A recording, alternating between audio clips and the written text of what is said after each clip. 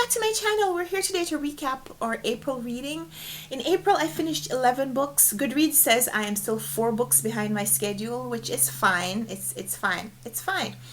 I started a lot of things that I haven't yet finished, and so one of these days I'm going to catch up. But for now, we're going to talk about the 11 books that I did read in April, and brief thoughts, hopefully they're brief thoughts about each of them. So if you're here for that kind of content, stay tuned. So, 11 books, and they were as different as books could be. And yet I enjoyed most of what I read in April. So the first book that I read in April was The Lovely Bones by Alice Sebold. And this was a different kind of read because we're reading about a young girl who's been killed.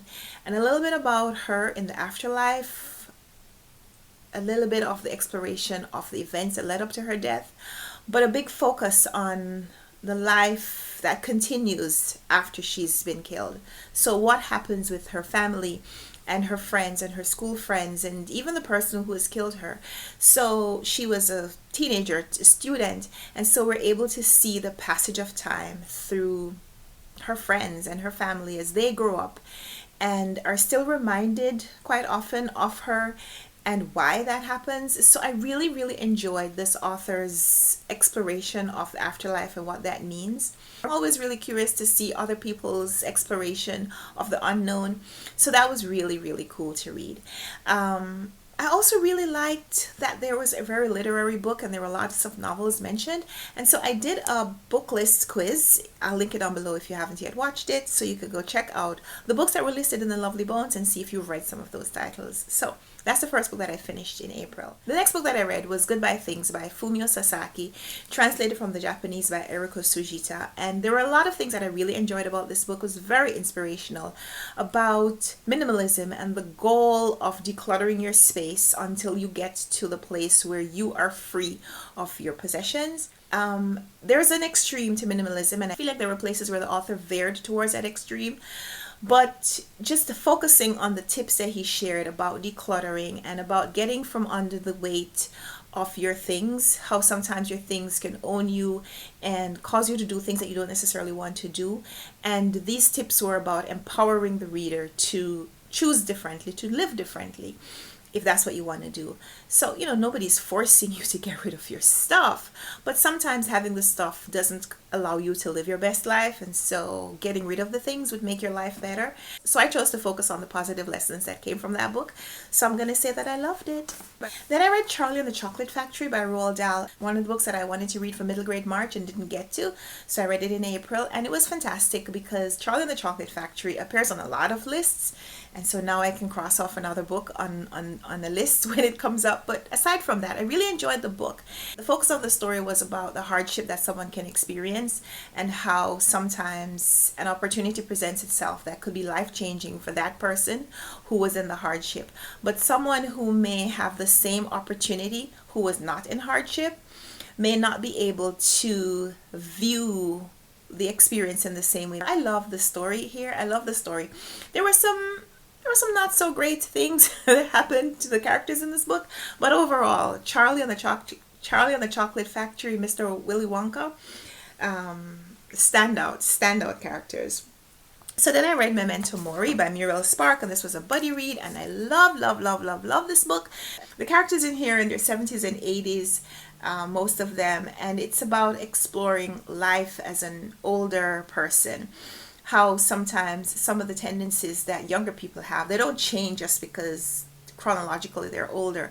A lot of the drama that happens in young relationships could still be happening when someone is in their later years. So I love this, the exploration of age and how people relate to older people, like the hierarchy in chronological age. So how people in their 60s view people in their 70s and how people in their 70s view people in their 80s and vice versa. I loved it. This is also a little bit of a mystery because something is happening and we know very early that this thing is happening and we see it spreading and we don't know why. Like, we don't know who the perpetrator is. We don't know who the next victim is going to be. It's just fascinating. A lot of characters die in this book, but not necessarily under suspicious circumstances, depending on how you view this book. So, man, did I love this book. Muriel Spark. I'm trying to read all the Muriel Spark's works, and this advanced that goal, so that was fantastic. Really, really love that book. Thank you again, Rosalie, for sending me this copy because I love it. So then I read NetGalley download The Direction of the Wind by Mansi Shah, which was about 2 generations of Indian women, a mother and her daughter, both leaving India and going to France for different reasons, a generation apart, and what their experiences are like based on just how their personalities are different. So 2 people experiencing the same thing, but their individual personalities cause them to view the limitations of their circumstances in a very different way. And so that was really interesting to explore how two people with very similar backgrounds but different individual tendencies, how they view very similar situations. So there's exploration of family and arranged marriage and a lot of family dynamics and some of the changing of the times as experienced by the 2 generations. So really, really enjoyed that as well. That was a gift from the publishers, and I read that as a NetGalley download. So then, I actually read some things from my TBR this month. I read Killers of the Flower Moon by David Grann. This was the Osage Murders and the Birth of the FBI, which I really, really enjoyed because I learned some things about American history, Native American history specifically, but not just because the birth of the FBI is American history, right? The members of the Osage tribe in Oklahoma dying under suspicious circumstances in the 1920s, and their deaths not really being investigated or not being sufficiently investigated because of whatever the local and state dynamics were. And so this situation precipitating the need for federal level investigation. And so learned a lot about that background, a little bit about prohibition and how prohibition impacted lots of other things that you may not have thought about because it didn't seem like they were directly connected. But really, really enjoyed this one. David Grann's writing is really engaging. I felt like we got to know some of the characters. There were characters here that I feel like I wanted to learn more of. So this is not an exhaustive history of the Osage Indians by any means, not a complete transcript of the Native American history at all, but it awakened a desire in me to read more and to learn more about this time and these people. So that was fantastic. Then I read another Roald Dahl book because when you're going for numbers, these short books can just be fantastic opportunities. So The Twits by Roald Dahl, not my favorite of his books by any means that I've read so far. This is my 4th book from him. Read Matilda, James and the Giant Peach, Charlie and the Chocolate Factory, and The Twits. All of those this year so far. So I don't know. Am I doing a completist Roald Dahl challenge? I don't know. But this one was about a couple, the Twits, Mr. Twit and Mrs. Twit, and they are pranking each other, and it has very disastrous circumstances in their relationship. But it just made me think about, these viral videos on YouTube Shorts and Instagram and TikTok and wherever people post these videos with couples pranking each other. And me and my husband, we don't do that. I don't know if you guys do that. Let me know in the comments down below. If you and your spouse prank each other, you and your significant other are usually involved in carrying out these elaborate pranks on each other. We'd love to know that because we don't do that. We don't do that. I'm not that kind of person. I like to watch the videos sometimes when people don't take it too far. But in this book, these people take this too far and it weighs on their relationship. Very, very humorous to read, but I feel like it wouldn't be so humorous to experience. So there's that. Yeah. So really interesting things happened in that story. So I read that in one sitting because I think that's how those books were meant to be experienced if you're reading as an adult. So then I read The Dictionary of Lost Words by Pip Williams, and this is very interesting historical fiction set in Oxford in the late 1800s, early 1900s, around the time the Oxford Dictionary was being developed. So we have this young woman who is living around the people who are working on this Oxford English Dictionary, and she's a little dissatisfied about the words that are not being included, and so she has these ideas for what she's going to do with these lost words. And I'm not going to tell you too much more than that, because I think this is a book that you should read if you're interested in words and word etymology and word usage and how those things have evolved and what they communicate and what they don't.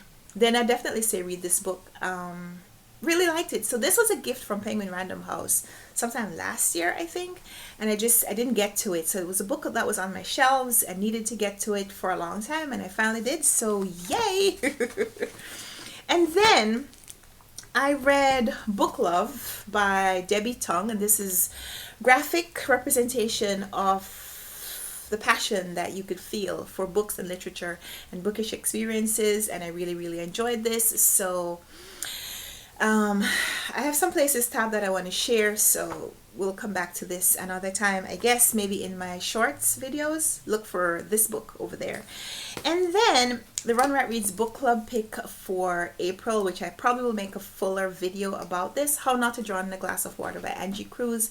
This was about an older woman who's an immigrant from the Dominican Republic, and she's been living in the United States for a while, like decades while.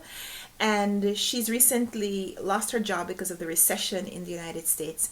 And so this book is styled as like transcripts, her experiences, her encounters with someone who's supposed to be helping her move on to the next phase. But she's using that person kind of as a therapist and relating these very humorous accounts of her life and her experiences that have nothing to do with this new phase that she's supposed to be entering into. But it was a really, I think, introspective look at the life of the immigrant, the lives of women, and how sometimes the things that you say you want aren't really the things that you work towards, but you have these other skills and these other offerings, these other things that you can do and give. And sometimes we don't recognize those things. Sometimes those talents aren't acknowledged in us just because maybe we feel like we should do those things. But yeah, women are a gift to the world, and we should celebrate all the women. Like, it's May, and you know, May is Mother's Day, so definitely read this book. Maybe appreciate your mom a little bit more. I don't know. And so the last book that I finished in April was Love by Toni Morrison. I'm reading about a man who was a well-known, a famous man, living in this beach town that's past its prime, just as he is. And the man's name is Bill Cosby, which is spelled like Bill Cosby, right? Just changing E to B. It's very interesting, the relationship between Bill Cosby, the character, and the other characters around him. Toni Morrison's writing is such that characters are so fleshed out, like they're so well drawn and well represented, that like there are almost places where you're wondering who's the main character here, because they're all just like really intriguing. I don't think this was my strongest experience with Toni Morrison's writings, but I really, really enjoyed this as well. So yeah, those are the 11 books that I read in April. Let me know if you've read these and what your thoughts were on them. So let's chat in the comments down below. Would love to know how your April reading went. Of course, if you've read these books, let's chat. And until we come back for another video, happy reading. Bye!